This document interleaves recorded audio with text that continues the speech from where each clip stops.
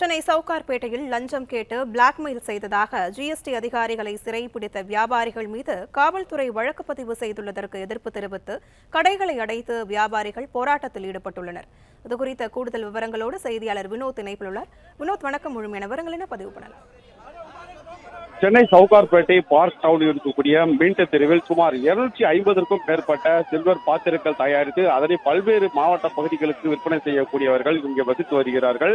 அதேபோல் கடந்த 2 மாதங்களுக்கு ஒருமுறை ஜிஎஸ்டி அதிகாரிகள் இந்த பகுதியில் சோதனை செய்வதற்கு என்ற அடிப்படையில் தொடர்ந்து இருக்கக்கூடிய வியாபாரிகளை மிரட்டுவதாகவும், இது தொடர்பாக நேற்று எந்தவித அடையாளங்கள் இல்லாமல் ஜிஎஸ்டி அதிகாரிகளுடன் வந்த 20 மீது அவர்களுக்கான அடையாள அட்டை இல்லை என்பது தெரிய வந்த நிலையில் அந்த ஜிஎஸ்டி அதிகாரிகள் மற்றும் அவருடன் வந்தவர்கள் சிறைப்பிடிக்கப்பட்டு நீண்ட போராட்டத்திற்கு பிறகு யானைக்கவுனி போலீசார் அந்த அதிகாரிகளை மீட்டு நேற்று 10 மணி அளவில் நேற்று வெளியேற்றினர். இந்த நிலையில் அவர்கள் விவரம் குறித்து தொடர்ந்து காவல்துறையினர் விசாரித்து வரக்கூடிய நிலையில் ஜிஎஸ்டி அதிகாரி நிஷாந்த் என்பவர் அளித்த புகாரின் பேரில் வழக்கு பதிவு செய்து ஆபாசமாக பேசுதல், அதிகாரிகளை பணி செய்ய விடாமல் தடுத்தல் உள்ளிட்ட 5 பிரிவுகளின் கீழ் வழக்கு பதிவு செய்யப்பட்டது.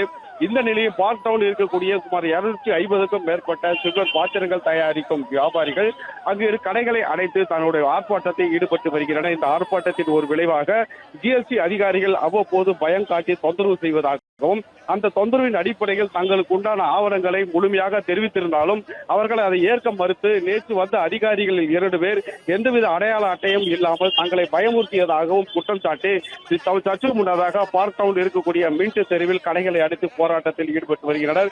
இந்த போராட்டத்தில் ஈடுபட்டவர்களை யானைக்கவுனி காவல்துறையினர் அடக்கும் விதமாக இங்கிருந்து அவர்களுடைய அசோசியேஷன் மூலியமாக சொல்லக்கூடிய குற்றச்சாட்டுகள் என்ன என்பது முழுமையாக புகாராக பெற்று அதற்கு குறித்து தகுந்த நடவடிக்கை எடுப்பதாக கூறியதன் அடிப்படையில் அங்கு கூட்டமாக திரண்டிருந்த வியாபாரிகளை ஒவ்வொருவராக பேசி அங்கிருந்து கலைக்கும் அனுப்பும் பணியில் ஈடுபட்டு வருகின்றனர்.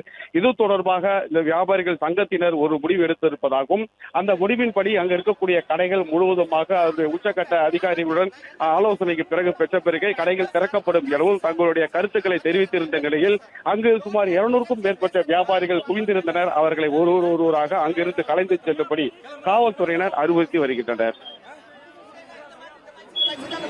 மெடிக்கல் கடைக்காரரா? ஆமா சார். சார் மூவ் பண்ணுங்க சார். பிரச்சனை வேற மாதிரி ஆயிடும். நல்லா இல்ல சார். இவ்வளவு நேரம் நான் சொல்றேன் கேட்டீங்க. போங்க. விவரங்களுக்கு நன்றி.